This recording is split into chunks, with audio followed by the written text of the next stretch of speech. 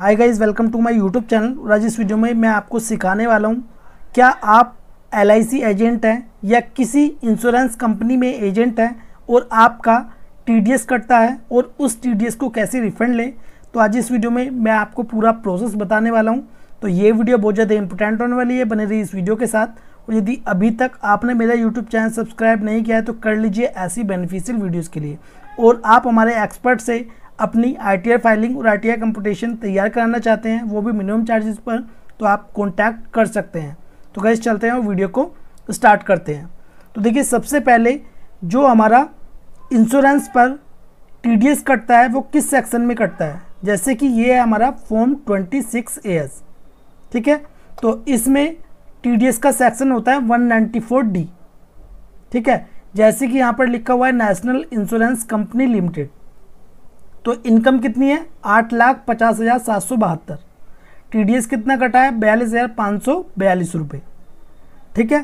तो अब यहाँ पर क्या हमारा ये TDS पूरा रिफंड हो जाएगा? तो बिल्कुल होगा। तो गाइस अब चलते हैं इनकम टैक्स पोर्टल पर। तो आपको यूज़र ID और पासवर्ड डालकर लॉगिन कर लेना है। जैसे ही लॉगिन करेंगे, लॉगिन करने के बाद आप आ जाएंगे होम पेज पर और यहाँ पर फाइल नाउ का ऑप्शन शो हो रहा है, इस पर क्लिक करना है। गाइस यदि आप इस प्रोसेस को कंप्लीट देख लेते हैं तो आप कुछ ही मिनटों में अपनी ITR फाइलिंग कर पाएंगे। सिलेक्ट असेसमेंट ईयर, जो कि करंट असेसमेंट ईयर है 2024 and 25। Select mode of filing, दो तरह से ITR फाइलिंग होती है, ऑफलाइन और ऑनलाइन। आज इस वीडियो में मैं आपको सिखाने वाला हूँ ऑनलाइन। ऑनलाइन पर टिक मार्क करेंगे, कंटिन्यू पर क्लिक करेंगे और आपको स्टार्ट न्यू फाइलिंग पर क्लिक करना है। अब उसके बाद इंडिविजुअल पर ऑटोमेटिक सिलेक्ट होके आ गया है, फिर कंटिन्यू पर क्लिक करेंगे। I know which ITR form I need to file. अब देखिए यहाँ पर हमें ITR फॉर्म को सिलेक्ट करना है। तो देखिए कुछ लोग ITR 1 फाइलिंग करके इंश्योरेंस कमीशन का TDS रिफंड ले लेते हैं, लेकिन as per income tax rule वो सही नहीं है। इंश्योरेंस कमीशन के लिए ITR फाइलिंग की जाती है हमारी यहाँ पर 3, ठीक है। तो यदि आपका TDS कट गया है इंश्योरेंस कमीशन पर, ठीक है, तो आपको फाइलिंग करना है ITR 3। भूलकर भी ITR 1 फाइल ना करें, अदरवाइज आपको प्रॉब्लम हो सकती है। तो यहाँ पर हम सिलेक्ट करेंगे ITR 3, प्रोसीड विद ITR 3 पर क्लिक करेंगे। अब उसके बाद लेट्स गेट स्टार्टेड पर क्लिक करेंगे। अब उसके बाद 3 ऑप्शन आ रहे हैं, इनमें से एक को टिक मार्क करना है। पहला ऑप्शन है taxable income is more than basic exemption limit. यदि आपकी इनकम बेसिक एग्जेम्पशन लिमिट से अधिक है तो आपको इस पर टिक मार्क करना है, ठीक है। बेसिक एग्जेम्पशन लिमिट कितनी है? करंट ईयर 2024 एंड 25 में अब 3 लाख है। यदि आपकी इनकम 3 लाख से अबव है तो आपको इस पर टिक मार्क करना है। सेकंड वाला ऑप्शन आप इसको केयरफुली रीड कर लें, यदि आपकी कंडीशन में है तो आप इसे कर सकते हैं सिलेक्ट।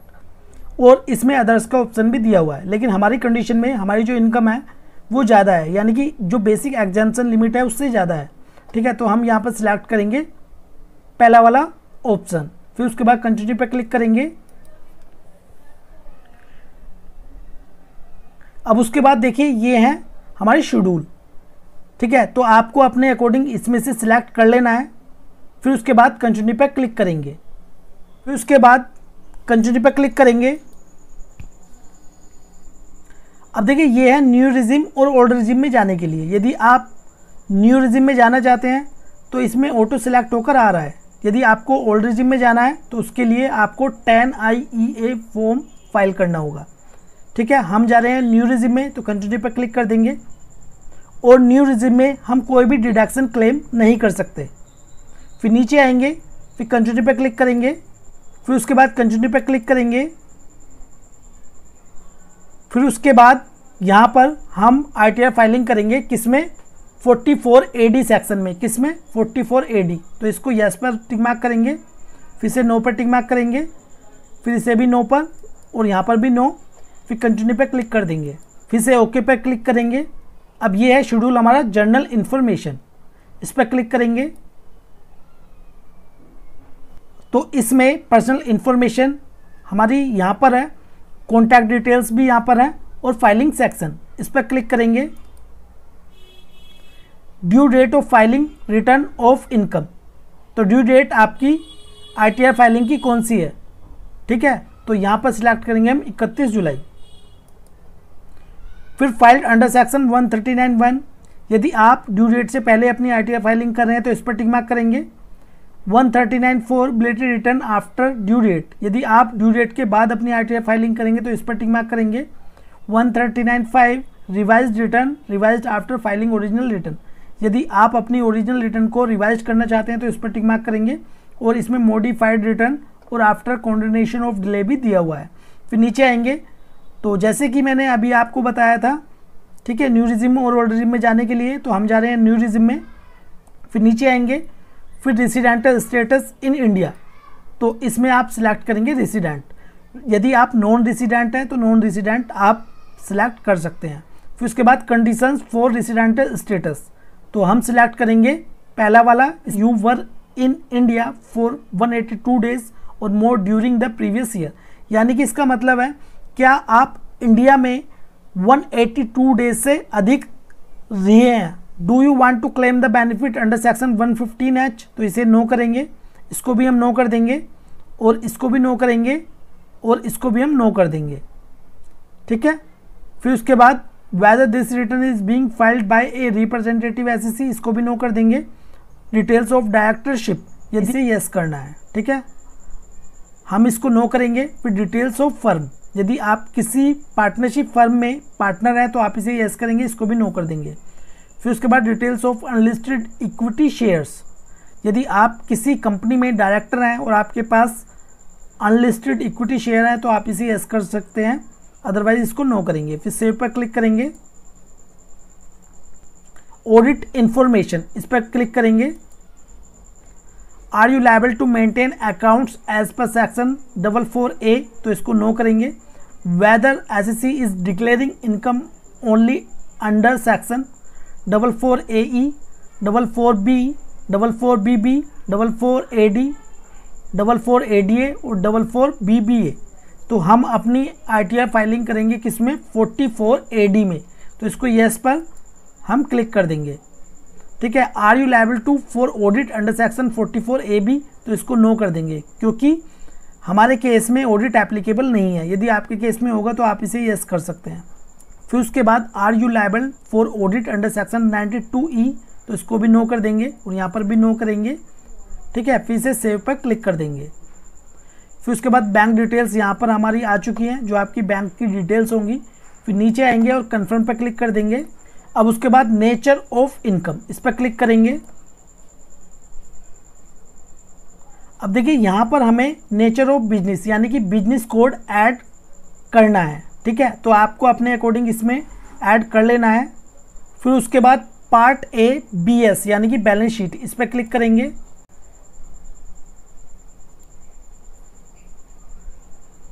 अब इसमें आपको कुछ नहीं करना है, इसे कंफर्म कर देंगे।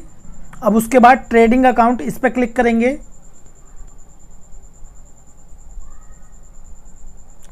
और हमें इसमें भी कुछ नहीं करना क्योंकि देखिए हम यहाँ पर बुक्स मेंटेन नहीं करते हैं, तो उस कंडीशन में हम ना ही बैलेंस शीट में कोई फिगर ऐड करेंगे और ना ही ट्रेडिंग अकाउंट में।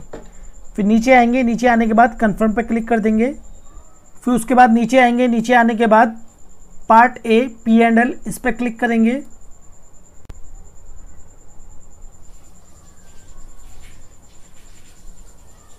अब देखिए इसमें हमारा प्रेजेंटिव इनकम, इस पर क्लिक करेंगे, एडिट पर क्लिक करेंगे और इसमें है बिजनेस प्रोफेशन गुड्स कैरिज, तो हम ऐड करेंगे अपनी इनकम को बिजनेस में, ठीक है, क्योंकि हमारी प्रोफेशन तो है नहीं, तो इसलिए हम प्रोफेशन इसमें ऐड नहीं करेंगे, ठीक है। और इसमें ऐड डिटेल्स पर क्लिक करना है और इसमें नेम ऑफ बिजनेस आपको ऐड कर लेना है अपने अकॉर्डिंग। बिजनेस कोड भी आपको डाल लेना है और डिस्क्रिप्शन में आप डालना चाहे तो डाल सकते हैं, ठीक है। अब इसमें देखिए आपकी जितनी भी रिसिप्ट होंगी वो बैंक से ही आपने रिसीव की होंगी, ठीक है, तो आपको रिसिप्ट यहाँ पर डालनी है और कितना आपको नेट प्रॉफिट शो करना है यानी कि कितनी आपको इनकम शो करनी है वो यहाँ पर ऐड कर देनी है, ठीक है, अपने अकॉर्डिंग। मैं इसमें अपने अकॉर्डिंग ऐड कर देता हूँ इनकम और नेट प्रॉफिट को। नीचे आएंगे, नीचे आने के बाद यदि आपके केस में सैलरी है तो सैलरी भी ऐड कर सकते हैं। ठीक है, शेड्यूल बीपी इस पर क्लिक करेंगे।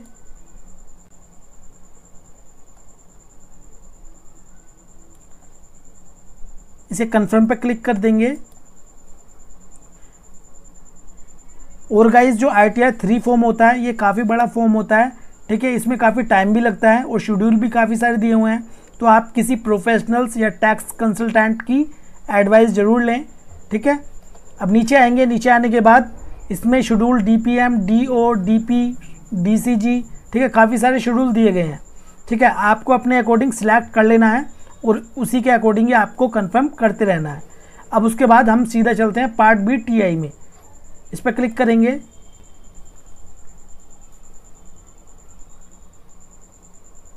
अब हमारी इनकम यहाँ पर आ गई है कितनी, 4,86,660 रुपये। कन्फर्म पर क्लिक कर देंगे।